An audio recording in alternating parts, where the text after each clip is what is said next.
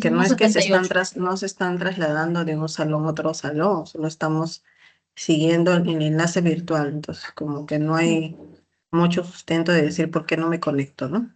Pero bueno, ya eso se verá después. Ya estoy descargando la lista de asistencia y después vamos a ir llamando la participación según vamos avanzando en la clase. Bueno, chicos, es la primera clase que van a realizar conmigo, ¿no? En lo que corresponde a la parte teórica.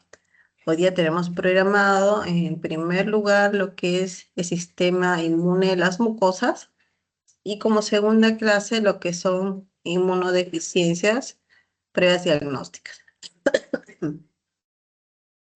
Entonces, ustedes ya han hecho toda la parte de introducción de inmunología con la doctora Gladys Patiño, ¿no? Han resuelto punto por punto, de manera minuciosa, entonces ya tenemos una buena base de lo que son los conceptos. Y para eso, ¿no? Eso va a servir justamente para que podamos tocar ya a detalle otros temas, como en ese caso del sistema inmune de las mucosas. ¿Me confirman, por favor, si observan y escuchan? Sí, doctora, sí se observa. Ya, gracias. Bueno, para recordar algunos conceptos generales del sistema inmune, sabemos que cuando penetra en nuestro organismo un agente que se considera nocivo, esto se denomina como antígeno, ¿no? Y si ante esta exposición se genera una respuesta, entonces se forma lo que es el anticuerpo, ¿no? Entonces se reconoce como no propio a este antígeno que está ingresando y es lo que se llama inmunidad. Si se reconociera como propio, ¿no? Por ejemplo, cuando tenemos bacterias en el intestino, pero forman parte de la flora, son saprofíticas, son comensales, o las bacterias de la piel. Si todo eso se reconoce como propio, entonces no se producen anticuerpos. Y eso se llama tolerancia inmunológica. Pero ambas formas son respuestas inmunológicas. El sistema inmunitario ocupa el 2% del peso corporal, ¿no? Entonces, debemos señalar que existen 3 tipos de tejidos linfoides: el encapsulado, no encapsulado, difuso y orgánico.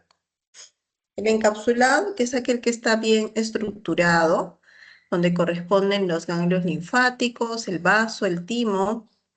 El no encapsulado, donde van a estar las amígdalas y placas de Peyer.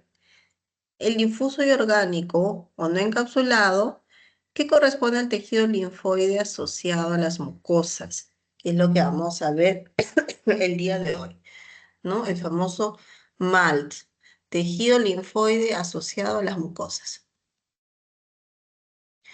Para que tengamos un poquito de la idea de la extensión de estas mucosas, su localización según los sistemas, acá tenemos unas imágenes para recordar que tenemos mucosas a nivel de la glándula lacrimal, glándula salival, glándula mamaria, ¿no? A nivel de las vías urinarias, a nivel de todo el sistema gastrointestinal, ¿no? Cavidad oral, esófago, estómago, intestinos, a nivel de la conjuntiva, de los senos, de la tráquea, de los pulmones, ¿no? Que corresponden al sistema respiratorio. Entonces, si todo esto se midiera, en realidad tiene una extensión bastante larga, ¿no?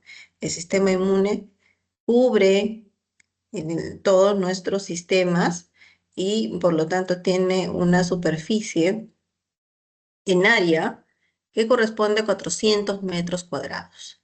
Si lo comparamos con la superficie de piel, este es solo de 1,8 metros cuadrados. Pero la superficie de las mucosas, considerando que está en todos los sistemas que hemos mencionado, corresponde a 400 metros cuadrados.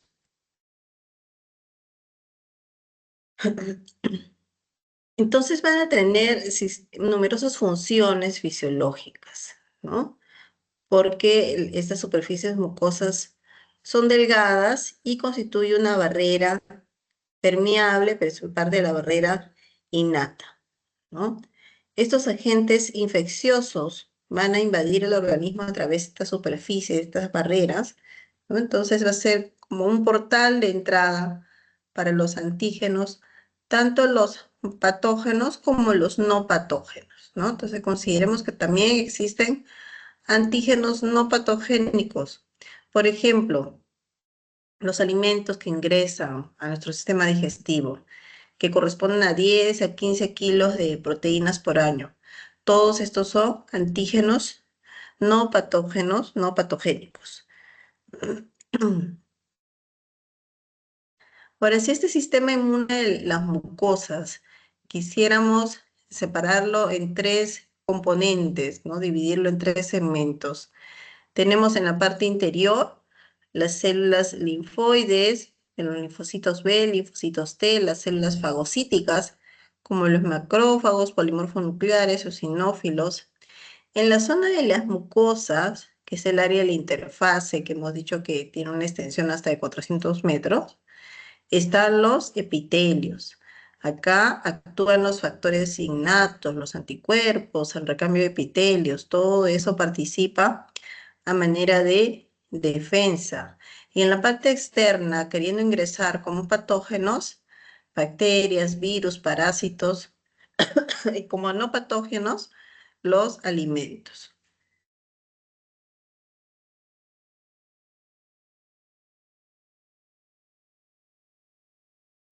Entonces las mucosas vienen a ser asiento de microorganismos comensales. Habíamos dicho microorganismos o bacterias saprofíticas o comensales que no van a representar un peligro, sino al contrario, brindan beneficios. En el intestino grueso tenemos alrededor de 1000 especies de microorganismos, ¿no? En el contenido del colon posee 10 a la 12 microorganismos por mililitro. Y todos estos son microorganismos comensales, saprofíticos que no hacen daño al ser humano. Entonces el sistema inmune ha desarrollado mecanismos que le permiten distinguir los patógenos de los antígenos inocuos y de los microorganismos de la flora normal, ¿no? La flora normal o la flora saprofítica.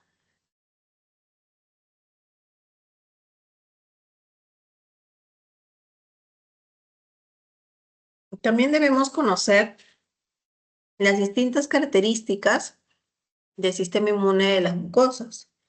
Tenemos características anatómicas, mecanismos efectores, ¿no? Mecanismos inmunoreguladores.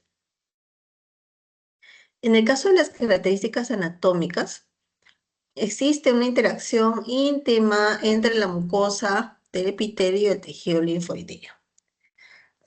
Los compartimentos del tejido linfoideo y sus estructuras más organizadas, que hemos mencionado como las placas de Peyer, los folículos linfoides, y también otros mecanismos especializados, ¿no? Como son las células M, las placas de Peyer, los adenoides, que cumplen una función de absorción de antígenos, ¿no? Entonces, todo esto como características anatómicas. También tenemos a los mecanismos efectores. En este caso actúan las células T de memoria, ¿no? En el caso de procesos infecciosos, por ejemplo, las células T reguladoras como un efecto natural, activado no específico. Y como medio inmunoregulatorio, ¿no? Acá tenemos de que lo que sucede es que se activa la regulación para que exista una baja respuesta inmune ante los antígenos que son no patógenos, como la comida o antígenos inocuos.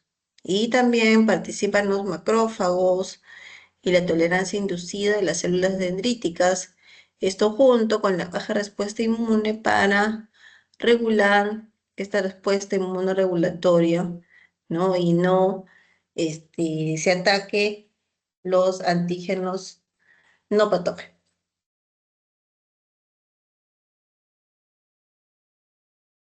Entonces, acá, a manera de resumen para recordar, tenemos la barrera de la mucosa con la respuesta innata, nuestro tejido linfoide humal, que es el tejido linfoide asociado a las mucosas, se va a generar una respuesta inmune en la mucosa y vamos a tener participación de mecanismos reguladores y de tolerancia oral.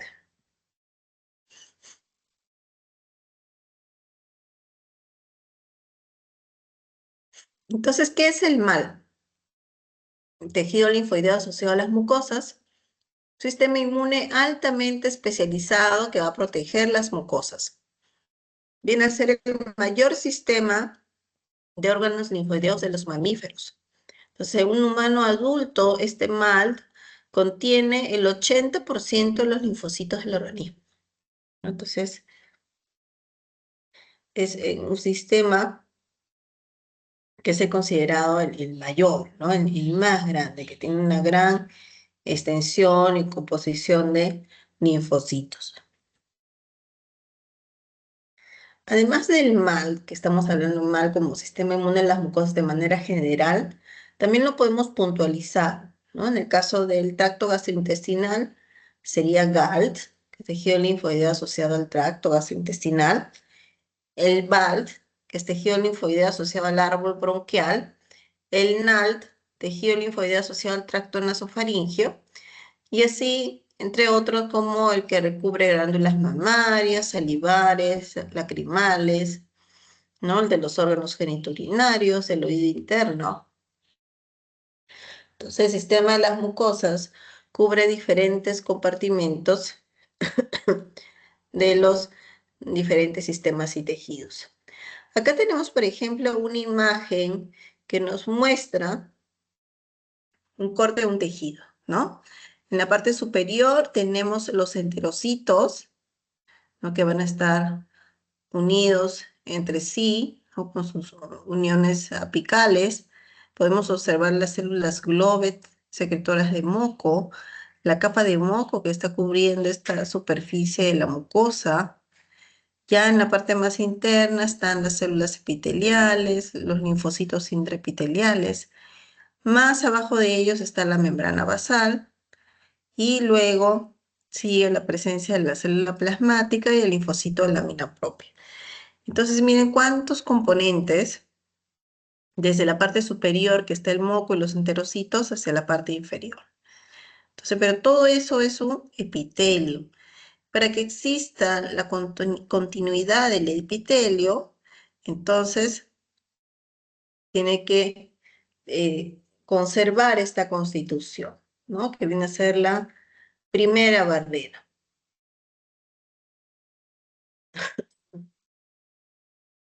El antígeno va a ingresar por diferentes mecanismos, ¿no? Por un pasaje a través de las células epiteliales, que se considera un ingreso paracelular o transcelular, a través de las células M, o directamente por las proyecciones de las células dendríticas que van a alcanzar en el lumen el antígeno, ¿no? Entonces, a través de las extensiones de células dendríticas, por las células M o por los pasajes paracelulares y transcelulares.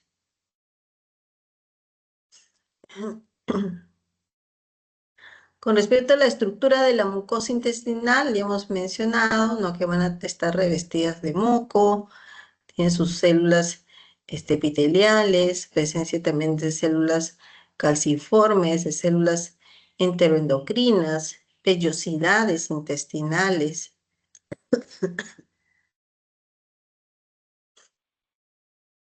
Acá tenemos otra imagen donde se observa la luz intestinal, es decir, el lumen, donde está en primer lugar toda la cubierta de moco, ¿no? La presencia de linfocitos intraepiteliales entre las células epiteliales, los linfocitos, ¿no? La presencia también de células M, de las placas de Peyer, ganglios, ¿no? Todo en la parte más interna, todos que participan de manera conjunta para potenciar este sistema inmune de las mucosas.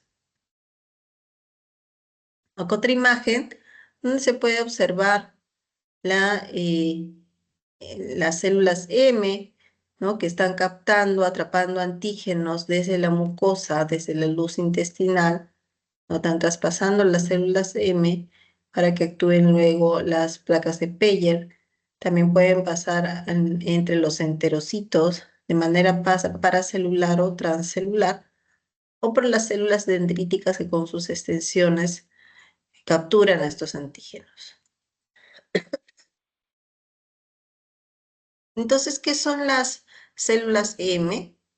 Vienen a ser microvellosidades, es una célula transportadora que transporta por pinocitosis y endocitosis, va a tener un glucocáliz escaso, no transporta inmunoglobulina A, ¿no? Entonces es una célula con funciones importantes.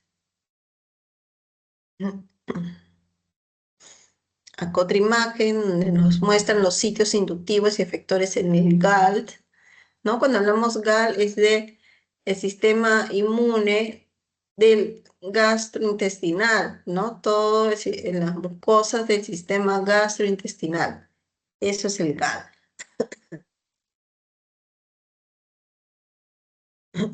Acá, para que observemos el mecanismo de ingreso de los antígenos, ¿no? Donde hemos mencionado que participan las células M, que capturan los antígenos, ¿no? Y los hacen traspasar, los transportan hacia las células dendríticas. Acá una célula dendrítica que desde la lámina propia, con sus extensiones, captura a los antígenos que están a nivel del lumen gastrointestinal. Ante todo este conjunto de acciones y mecanismos, se va a generar un tráfico de linfocitos, ¿no? Se activan los linfocitos en los órganos del sistema inmune, en las mucosas. Hay un tráfico de linfocitos hacia las mucosas, ¿no? Y esto también tiene que ver con la exposición a las vacunas o la inmunidad protectora que tenga a nivel de las mucosas cada uno de los pacientes.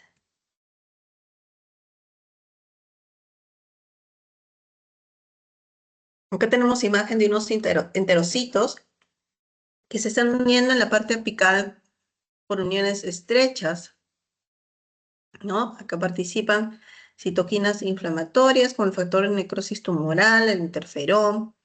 Estas citoquinas lo que van a hacer es incrementar la resistencia al pasaje de las macromoléculas.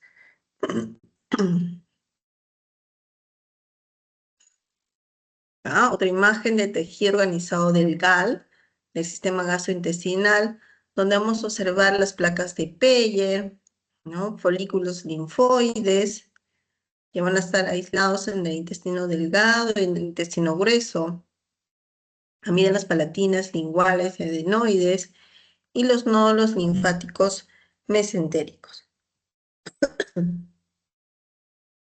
Entonces, hemos estado mencionando que por debajo de todo ese epitelio va a estar la lámina propia, ¿no? Entonces, ¿cuáles van a ser las funciones de la lámina propia?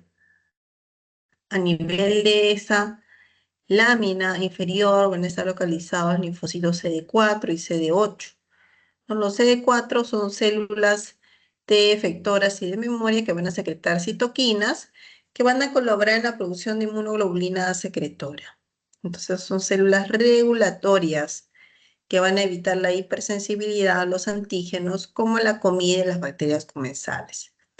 Y los linfocitos CD8 secretan citoquinas y exhiben actividad citotóxica durante la respuesta inmune.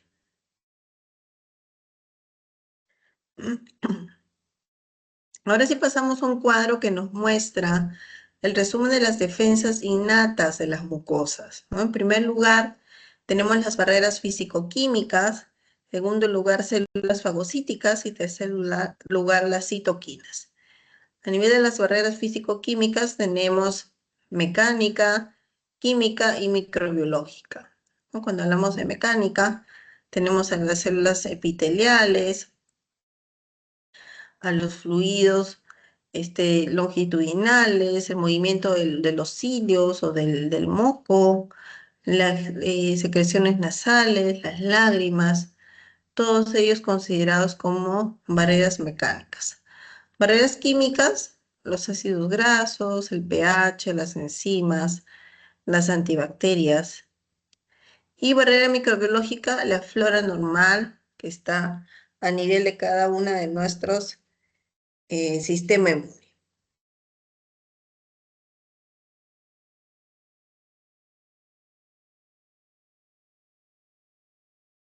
Entonces vamos a tener una barrera intestinal que tiene un componente no inmunológico y un componente inmunológico.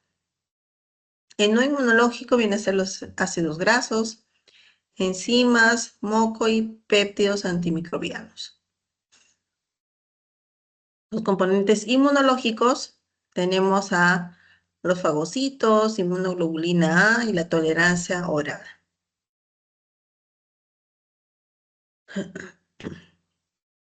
¿Cómo vamos a prevenir el acceso de los patógenos a la superficie apical de los epitelios mucosos? ¿No? Para eso tenemos una función importante que cumple el moco, la secreción mucosa. Estos van a ser producidos por las células de Globet. Posee entre 10 a 700 micras de espesor. Está constituido por glicoproteínas de alto peso molecular. Las mucinas se integran a la cara apical del epitelio junto con otras enzimas degradativas.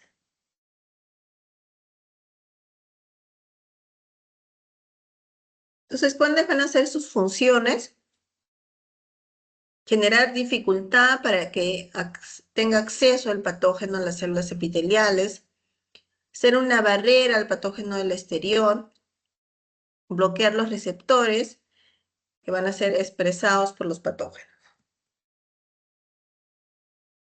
¿Cómo se previene el acceso de los patógenos a la superficie apical? Esto a través de 5 mecanismos, ¿no? Tenemos en primer lugar las secreciones mucosas, en segundo lugar factores químicos que están presentes en las secreciones mucosas, como péptidos antimicrobianos, lisozima, lactoferrina, también factores físicos, como lo que es la descamación, ¿no? Oscilaciones de los cilios, movimientos peristálticos, entre otros. La flora normal y la inmunoglobulina A secretoria. Entonces, cada uno de ellos cumple una importante función, ¿no? Y es una barrera ante el ingreso de patógenos. El moco, factores químicos, factores físicos, la flora normal y la inmunoglobulina A secretora.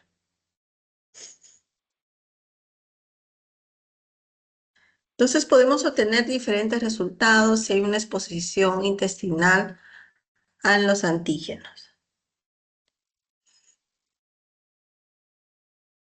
Hemos mencionado de que existe una regulación del sistema inmune de las mucosas, ¿no? Como va a haber una discriminación entre antígenos inocuos o inofensivos de aquellos que son dañinos, ¿no? Entonces esta discriminación es una evidencia de la regulación del sistema inmune.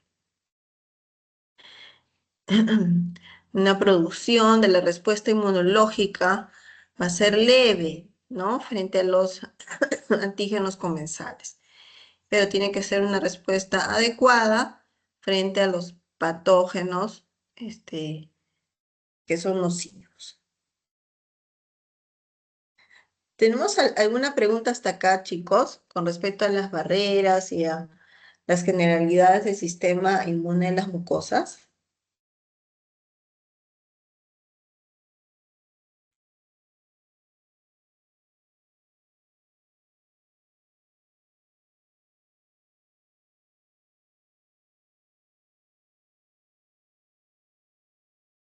¿Ninguno? ¿Estamos presentes, Anneli? ¿Se ha Sí, escuchado o doctora. no se ha escuchado? Sí, doctora, no hay preguntas.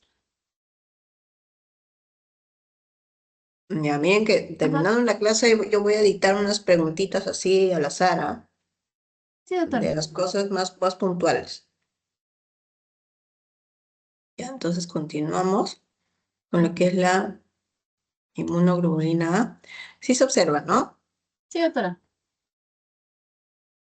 Ya, entonces hemos dicho que esta inmunoglobulina A va a estar presente dentro del sistema inmune de las mucosas. La inmunoglobulina A predomina en lo que son las secreciones externas, ¿no? Las secreciones de las mucosas, la leche, la saliva, las lágrimas, en el moco, de lo que son vías bronquiales, respiratorias, digestivas. Si nosotros hacemos un análisis de la muestra venosa del paciente, analizamos su suero, podemos hacer una cuantificación de la inmunoglobulina A. Entonces, en el suero, la inmunoglobulina A es un monómero. La inmunoglobulina A de las secreciones es la inmunoglobulina secretora, y ese es un dímero o tetrámero. Entonces, la inmunoglobulina A constituye entre el 10 al 15% del total de las inmunoglobulinas, y su principal función de las secreciones, ¿no? Está presente en el calostro, la saliva, las lágrimas y las diferentes secreciones de los sistemas. Esta inmunoglobulina A, cuando se une a los antígenos de la superficie bacteriana, vírica, va a impedir que se fije a los patógenos, a las células mucosas, ¿no? Entonces, de esta manera, inhibe que se formen infecciones, bacterias o virus. ¿Cuál es la importancia de la inmunoglobulina A? Es un anticuerpo dominante a nivel del sistema inmune de las mucosas. La inmunoglobulina secretora es dimérica, se produce a nivel de las células plasmáticas y se aloja en las mucosas. Entonces se produce alrededor de 5 gramos diarios de anticuerpos de este isotipo de inmunoglobulina A. Entonces la inmunoglobulina A, ¿cómo se va a transportar? ¿No?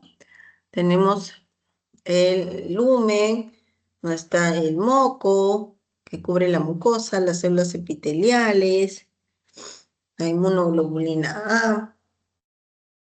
Entonces, cuando se capta el antígeno, este va a ingresar por endocitosis.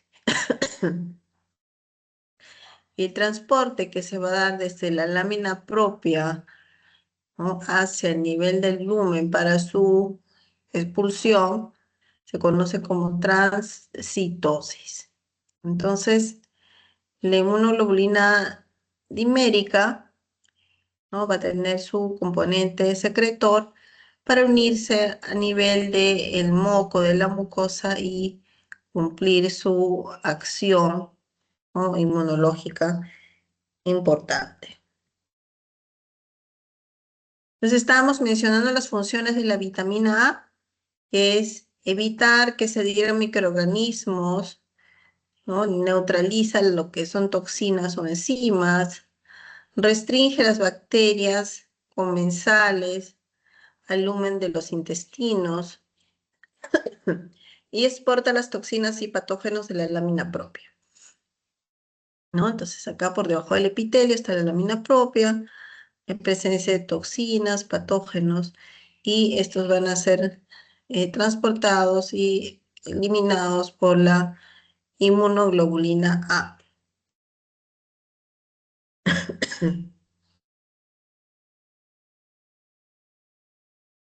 Entonces la función más importante de la inmunoglobulina A es la neutralización. Neutraliza los patógenos nocivos, las toxinas, ¿no? Participa en la exclusión inmune porque impide la entrada de microorganismos, ¿no?, y de otros antígenos a los sistemas. Tiene una función antiinflamatoria porque inhibe la quimiotaxis, la fagocitosis, la opsonina, y apenas se va a activar el complemento. Y elimina inmunocomplejos, ¿no? Desde la luz intestinal hacia el externo. Entonces acá podemos ver una imagen del transporte de la inmunoglobulina A través de las células epiteliales. Tenemos las células plasmáticas, que es la productora de la inmunoglobulina A, que va a estar a nivel de la lámina propia. Se secreta la inmunoglobulina A dimérica, va a formar un complejo con el receptor, con el cual le van a hacer endocitosis, ¿no? Ingresa a través de la célula epitelial de la mucosa, ¿no? Y esta va a tener va a pasar por una escisión proteolítica, y vamos a tener la inmunoglobulina A secretada. También debemos conocer que además de la inmunoglobulina A tenemos otras inmunoglobulinas, ¿no? Como la G, la M, la D y la E. Pero como ustedes pueden ver, la que tiene más concentración es la inmunoglobulina A, ¿no? 66 miligramos por kilo de peso.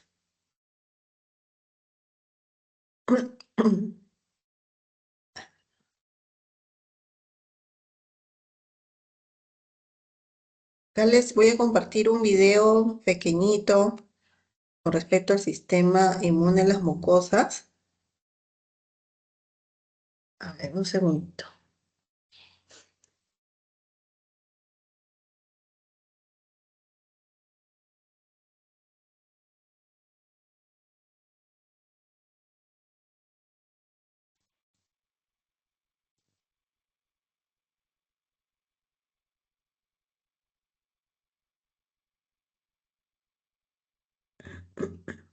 A ver, me confirma si se escucha y si se observa, ¿ya?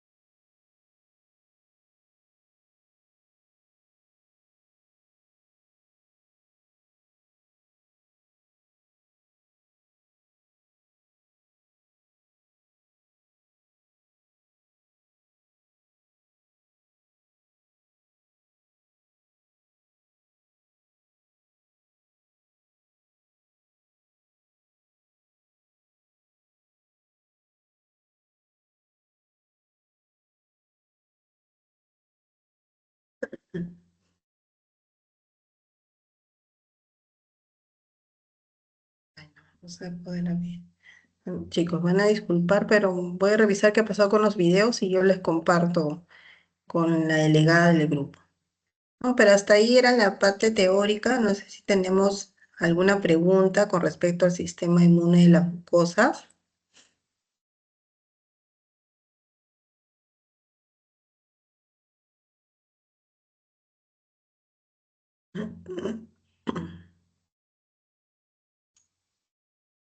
Compañeros, buenas tardes. Si tuviesen alguna pregunta,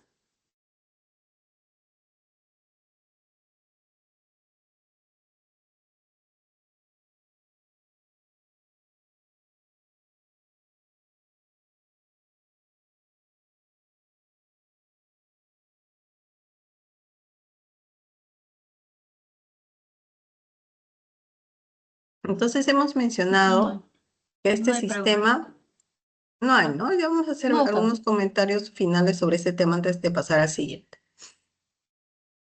Hemos mencionado que este sistema en lo que es su abreviación va cambiando su nomenclatura conforme al sistema que esté cubriendo, ¿no?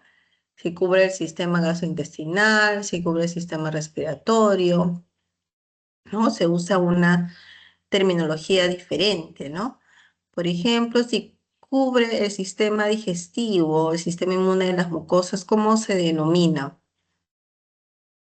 A ver, ¿alguien que quiera participar? Si cubre el sistema digestivo, ¿cómo se denomina el sistema inmune de las mucosas? GALT. A ver, levantamos la manito para poder participar, para poder registrar su participación. A ver, Ronald, Gerardo, GAL, doctora. ya, ¿qué significa GALT? Es el tejido linfoide asociado al tracto gastrointestinal. Ya, correcto, muy bien. Y si hablamos del el tejido linfoideo que cubre lo que son los bronquios, ¿cómo se denomina ese tejido linfoideo? A ver, Anelit, Ay, doctora, se llama tejido linfoideo asociado al árbol bronquial. ya, pero ¿cómo se denomina esa nomenclatura? ¿Cómo se abrevia? BALT, BALT, BALT, BALT. correcto, ¿no? BALT. Y si hablamos en general del tejido linfoideo de las mucosas, ¿cuál es la abreviación que corresponde? Tejido linfoideo de las mucosas en general. ¿Qué abreviación tiene? A ver, José Villanueva, Doctora, mal. MALT, ¿no? MLT, MALT, ¿no? Entonces, esas abreviaciones las tienen que conocer porque las van a encontrar así de frente en alguna parte teórica, un fundamento teórico que ustedes revisen, ¿no? Ya colocan de frente la abreviatura del sistema inmune de las mucosas que se esté revisando, ¿no? Hemos dicho también de que esta extensión de las mucosas es bastante grande, ¿no? Si hablamos de superficie de áreas y lo comparamos con la piel, por ejemplo, ¿no?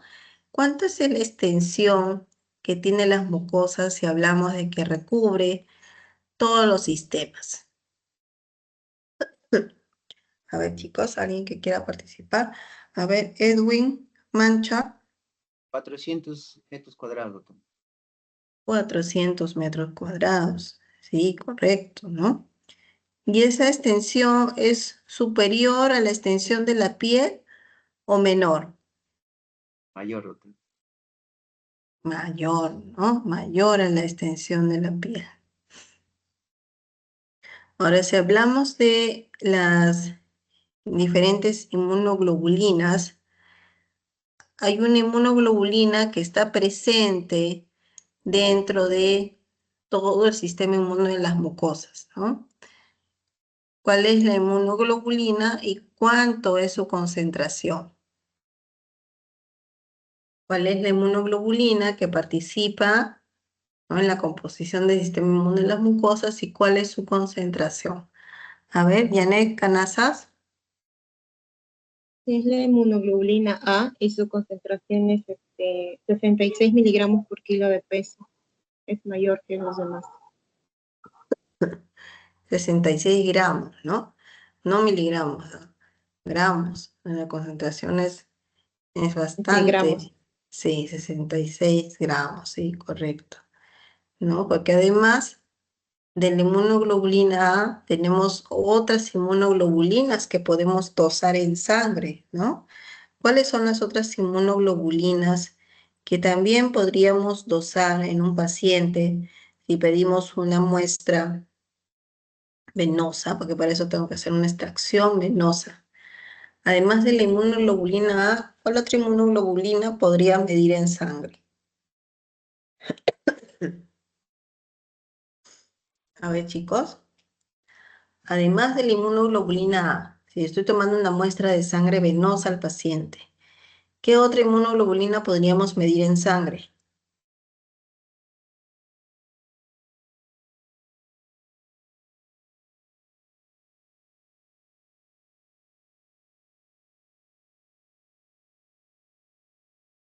¿Ninguna? La G y la M. La G y la M son dos más. ¿Cuál es más? E y D. ¿Quién ha participado? Porque apaga y prende y al final no logro ver su nombre. La A, la E y la D.